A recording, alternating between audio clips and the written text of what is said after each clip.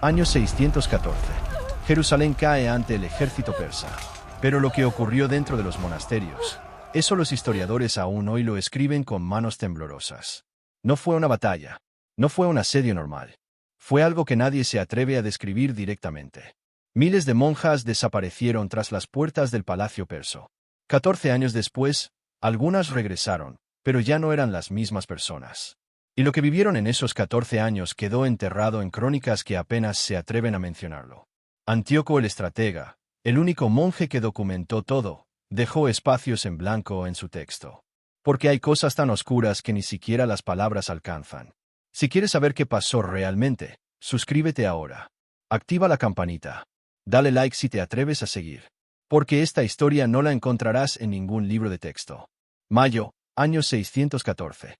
Después de 21 días de asedio, las murallas de Jerusalén se derrumban. El ejército persa entra como un río de fuego, y no van primero a los palacios. No a los tesoros. Van directamente a los monasterios. Los soldados saben exactamente dónde están. Llevan mapas, tienen órdenes específicas. Los portones de madera maciza, que han resistido siglos, caen bajo los golpes de los arietes. El estruendo se escucha por toda la ciudad. Y entonces irrumpen. Las monjas están de rodillas en las capillas, rezando. Algunas aún creen que Dios las protegerá, que los muros sagrados son inviolables. Pero los soldados persas no ven muros sagrados, solo ven órdenes. Antíoco el estratega, un monje que sobrevivió escondiéndose en un sótano durante 3 días, lo documentó todo.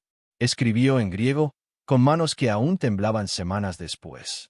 Dice que las religiosas fueron arrancadas del altar mientras oraban. Literalmente arrancadas. Tomadas por los brazos, por el cabello, arrastradas fuera. Algunas intentaron esconderse en habitaciones secretas, en túneles subterráneos que conectaban los edificios. Otras corrieron hacia las torres, buscando altura, buscando escape. Las más desesperadas se arrojaron desde los muros, prefirieron la muerte instantánea. Pero la mayoría no tuvo esa opción. Fueron capturadas, atadas con cuerdas ásperas que cortaban la piel. Empujadas a las calles llenas de cadáveres, reunidas en plazas bajo el sol de mayo que quema como hierro al rojo vivo. Sin agua, sin comida, rodeadas de cuerpos. Y eso fue solo el primer día. Afuera de las murallas, los mercaderes de esclavos ya esperaban. No por casualidad, sabían que tras la caída de Jerusalén habría mercancía abundante. Y sabían que las monjas de la ciudad santa tendrían un precio especial. No eran esclavas comunes. Eran trofeos. Cosroe II, el rey persa, había dado órdenes claras. Las monjas no debían ser ejecutadas, debían ser capturadas vivas. Debían ser llevadas a Persia. Porque para él no era suficiente conquistar una ciudad. Necesitaba quebrar su alma. Y sabía exactamente cómo hacerlo. Pero antes de llegar a Persia, había un camino. Un camino que mataría a más cautivos que la propia batalla. Las columnas de prisioneros se pusieron en marcha al tercer día. Miles de personas atadas en filas interminables. Ancianos, niños, sacerdotes y las monjas con las vestiduras rasgadas y los pies descalzos. Solo días antes cantaban salmos en la paz de sus celdas. Ahora caminaban como ganado por los caminos polvorientos de Palestina. El viaje a Persia duraba entre 4 y 6 semanas, dependiendo de la ruta. Atravesaban el desierto sirio, donde el sol del mediodía puede matar a una persona en horas. Cruzaban montañas donde el frío nocturno congela el agua en las cantimploras. Vadeaban ríos donde los más débiles eran arrastrados por la corriente. Los guardias persas cabalgaban a los lados de la columna, sin piedad, sin paciencia. Quien caía por agotamiento era abandonado al borde del camino. No había tiempo para esperar. No había compasión para los débiles. Las monjas, acostumbradas a la vida contemplativa tras los muros, no estaban preparadas para esta tortura física. Sus cuerpos no conocían las largas marchas. Sus pies, siempre protegidos por sandalias suaves, ahora sangraban sobre piedras afiladas. Sus manos, acostumbradas solo a sostener rosarios, se llenaban de llagas por las cuerdas. Pero peor que el dolor físico era el colapso mental. Antíoco describe a una monja anciana que dejó de hablar en el tercer día de marcha. Simplemente dejó de emitir sonidos, caminaba con los ojos vacíos, moviendo los labios sin palabras. Otra, más joven, comenzó a reír de forma incontrolable durante horas. Una risa aguda, desesperada, que helaba la sangre de los demás prisioneros. Algunas rezaban en voz baja mientras avanzaban, salmos susurrados entre dientes apretados. Otras ya no tenían fuerzas ni para eso. El agua se racionaba brutalmente. Un cuenco pequeño por persona cada 12 horas, en pleno verano del Medio Oriente. La comida era peor, pan duro que había que remojar en saliva para poder tragarlo. A veces nada durante días enteros. Los cuerpos comenzaron a fallar. En la segunda semana, los más débiles empezaron a caer. Primero los ancianos, luego los niños, después las mujeres que ya estaban enfermas desde Jerusalén. Cada mañana, cuando la columna se ponía en marcha, había menos personas que la noche anterior. Nadie los enterraba. Los cuerpos quedaban al borde del camino, alimento para buitres y chacales. Y lo peor aún no había comenzado. En cada parada, los mercaderes se acercaban. Examinaban a los cautivos como si fueran animales en un mercado. Las monjas eran obligadas a ponerse de pie, a mantenerse erguidas aunque apenas pudieran sostenerse. Los mercaderes les revisaban los dientes. Les tocaban los brazos para medir la fuerza muscular. Les levantaban el rostro para evaluar la edad. Humillación calculada. Convertir a las siervas de Dios en mercancía de intercambio, en productos con precio. Las más jóvenes valían más. Las más fuertes también. Las que aún conservaban cierta belleza a pesar del sufrimiento recibían ofertas inmediatas. Algunas fueron vendidas allí mismo, en medio del desierto, a nobles persas que viajaban con el ejército. El resto continuó la marcha. Semana tras semana. Paso tras paso. Bajo un sol que derretía la piel y un frío nocturno que congelaba los huesos. Hasta que finalmente, en el horizonte polvoriento, apareció la silueta de las ciudades persas. Y entonces supieron que el camino había terminado. Pero el verdadero infierno apenas comenzaba. Ctesifonte, Susa, Ecbatana. Las grandes ciudades del imperio persa recibieron a las columnas de cautivos como habían recibido a miles antes, con mercados abiertos, con compradores esperando, con precios ya establecidos. Pero las monjas de Jerusalén no eran esclavas comunes. Eran el trofeo más valioso de la conquista más importante. Y todos lo sabían. Los mercados de esclavos persas eran estructuras masivas de piedra y madera. Plataformas elevadas donde los cautivos eran exhibidos ante multitudes. Las monjas fueron llevadas allí en grupos, despojadas de las pocas pertenencias que aún conservaban. Obligadas a subir a las plataformas bajo la mirada de cientos de hombres. El proceso era metódico, degradante, diseñado para destruir cualquier vestigio de dignidad. Primero, el pregonero anunciaba el origen. De Jerusalén. De la ciudad santa. Siervas del Dios cristiano. Cada palabra pronunciada como insulto, como burla. Después, la inspección. Los compradores potenciales subían a la plataforma. Tocaban, examinaban, hacían preguntas sobre la edad, la salud, las habilidades. Las monjas debían responder. Si no lo hacían, eran golpeadas hasta que lo hicieran. Las más jóvenes se vendían primero, a precios altos. Nobles persas que querían demostrar su victoria sobre el cristianismo. Mercaderes ricos que buscaban sirvientas exóticas. Algunos compraban simplemente por el simbolismo. Poseer a una monja de Jerusalén era poseer un pedazo de la ciudad conquistada. Las que fueron vendidas a casas nobles enfrentaron un destino de trabajo brutal. Limpiar mansiones enormes desde el amanecer hasta el anochecer. Trabajar en cocinas donde el calor era insoportable. Servir en banquetes donde los amos persas se emborrachaban y las trataban como objetos decorativos. Pero había algo peor que el trabajo físico. La presión constante para renunciar a su fe. Los amos zoroastrianos exigían que las monjas adoraran el fuego sagrado. Que participaran en rituales persas. Que renegaran públicamente de Cristo. Y cuando se negaban, el castigo era inmediato. Días sin comida. Encierro en habitaciones sin ventanas bajo el sol del mediodía. Golpizas públicas para que las demás esclavas vieran y temieran. Sebeos, el historiador armenio contemporáneo, registró el testimonio de un mercader que presenció estas escenas. Escribió que vio a una monja anciana ser azotada en la plaza pública porque se negó a escupir sobre una cruz. 20 latigazos. 30. Hasta que perdió el conocimiento.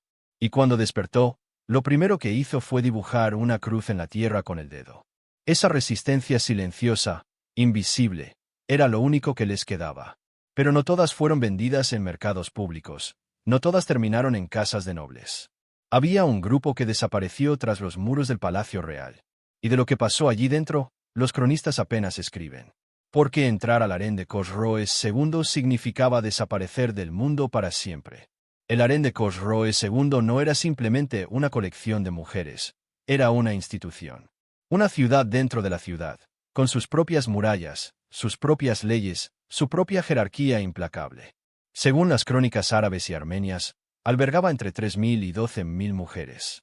Esposas, concubinas, esclavas, bailarinas, músicas, todas encerradas tras muros de 10 metros de altura custodiados por eunucos armados. Entrar era fácil. Salir era imposible. Las monjas de Jerusalén fueron llevadas allí en grupos pequeños, separadas deliberadamente para romper cualquier vínculo de apoyo mutuo.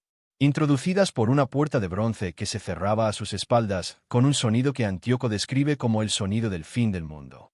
Lo primero que hacían era destruir su identidad. Las ropas monásticas eran arrancadas y quemadas frente a sus ojos, reemplazadas por vestimentas persas de seda y lino. Los nombres cristianos eran prohibidos. Cada monja recibía un nombre persa que debía responder o enfrentar castigo físico. Las cruces y rosarios, los únicos objetos sagrados que algunas habían logrado esconder durante el viaje, eran descubiertos y destruidos públicamente. Pisoteados, arrojados al fuego, mientras las guardianas persas observaban las reacciones de las nuevas cautivas. Buscaban quebrarlas desde el primer día. El harén tenía sus propias reglas, complejas, brutales. Las recién llegadas ocupaban el nivel más bajo de la jerarquía. Dormían en habitaciones comunes sin ventanas. Comían lo que las demás dejaban. Realizaban los trabajos más degradantes. Pero peor que las condiciones físicas era el aislamiento psicológico. No podían hablar entre ellas sin permiso. No podían moverse libremente. No podían saber qué hora era, qué día, qué mes. El tiempo dentro del harén no existía, todo se fusionaba en una eternidad gris de obediencia forzada. Khosroes se interesaba personalmente por las cautivas de Jerusalén. No por deseo individual, por simbolismo político. Cada vez que visitaba el harén y llamaba a una de ellas, no era un acto privado. Era una declaración pública de victoria sobre el cristianismo mismo. Humillar a las mujeres más sagradas del enemigo era humillar a su Dios. Pero incluso allí, en la oscuridad absoluta, en el control total, algunas resistieron. De formas invisibles. Silenciosas, pero inquebrantables. Se daban nombres cristianos en secreto, susurrados solo cuando las guardianas dormían. Yo soy María. Yo soy Ana.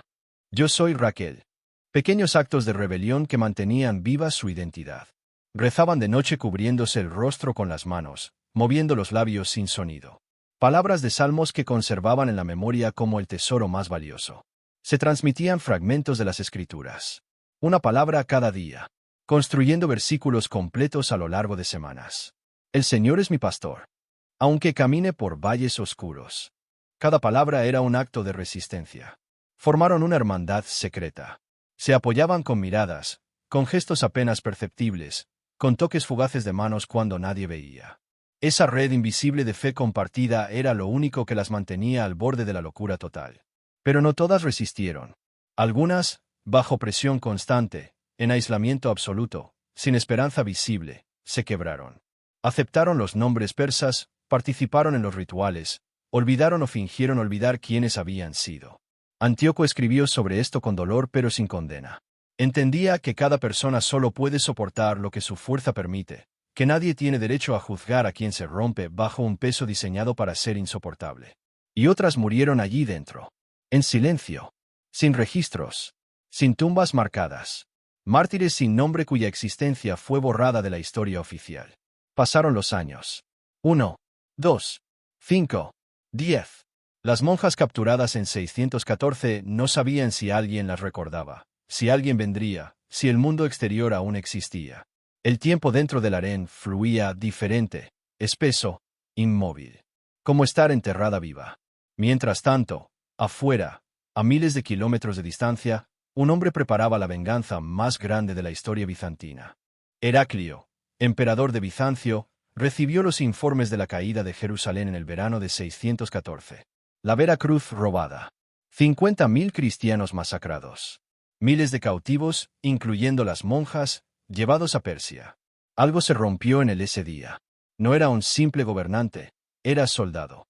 Y entendió que esto no era solo una derrota militar. Era una humillación espiritual que exigía respuesta absoluta. Hizo algo sin precedentes. Impuso un impuesto militar especial a las iglesias. El patriarca de Constantinopla, Sergio, entregó oro y plata del tesoro eclesiástico. Cálices sagrados fueron fundidos para pagar armamento. Era guerra santa. En 622, Heraclio partió personalmente a campaña. Lideró a su ejército a través de las montañas de Anatolia. Cruzó el Cáucaso en pleno invierno. Penetró profundamente en territorio persa, algo que ningún emperador bizantino había hecho en siglos. Derrotó a los generales de Cosroes uno tras otro. Destruyó santuarios zoroastrianos en respuesta a los templos cristianos arrasados. Quemó ciudades persas como Jerusalén había sido quemada. La guerra duró 6 años. Brutal, sin cuartel, con bajas masivas en ambos lados. Pero poco a poco, la balanza se inclinó. El imperio persa, agotado por décadas de guerra constante, comenzó a colapsar desde dentro. En 628, Cosroes II fue derrocado por su propio hijo, Kabad II. Arrestado, encerrado y ejecutado en su propio palacio. El hombre que había humillado a Jerusalén murió humillado por su propia sangre.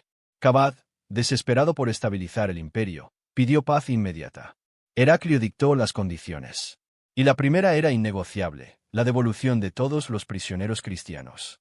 Todos, sin excepción. Y entonces comenzó algo que nadie esperaba. Las puertas del harén se abrieron. Después de 14 años. Las columnas de cautivos liberados se pusieron en marcha hacia el oeste. Entre ellos, las monjas que habían sobrevivido, las que habían sido llevadas al este siendo jóvenes regresaban envejecidas, con el cabello gris, con cicatrices invisibles en el alma. Transformadas. Quebradas. Pero vivas. No todas. Muchas quedaron atrás, en tumbas sin nombre, en rincones oscuros del palacio donde nadie volvió a buscarlas, en caminos olvidados del desierto. Pero las que sobrevivieron caminaban de regreso llevando algo que ningún tratado podía restaurar. Los años robados. Los años que debieron haber sido de paz y oración, y fueron de cautiverio y humillación. En 630, la Vera Cruz fue solemnemente devuelta a Jerusalén. Heraclio la llevó personalmente a través de las puertas de la ciudad. Los ciudadanos lloraban. Los monjes cantaban salmos. Las campanas repicaban por primera vez en 16 años. Parecía que todo había vuelto a su lugar. Pero nada había vuelto. Jerusalén fue reconstruida, sí, pero era otra ciudad. Y las mujeres que regresaron eran otras personas. Porque hay cosas que no se recuperan, aunque todo lo demás sea devuelto. Cosroes creyó que había ganado. Pensó que al conquistar Jerusalén y humillar a las monjas había quebrado para siempre al cristianismo. Pero 14 años después yacía muerto, asesinado por su propio hijo. Su imperio desmoronado. Su nombre convertido en sinónimo de tiranía. Y Jerusalén seguía en pie. Las monjas de Jerusalén no eran guerreras. No tomaban decisiones políticas. Pero fueron ellas quienes pagaron el precio más alto por las ambiciones de otros. Sus nombres no están en monumentos. Sus rostros no aparecen en iconos. Pero su historia sigue viva. Antíoco el estratega terminó su crónica con una línea. La memoria de los mártires es lo único que nos queda cuando todo lo demás ha sido destruido. Y tenía razón, porque mientras recordemos, ellas no habrán desaparecido. Si esta historia te impactó, déjame un like. Suscríbete si quieres más verdades que la historia enterró. Comenta qué otras historias olvidadas quieres que investigue. Nos vemos en el próximo vídeo, donde seguimos desenterrando lo que el poder intentó borrar.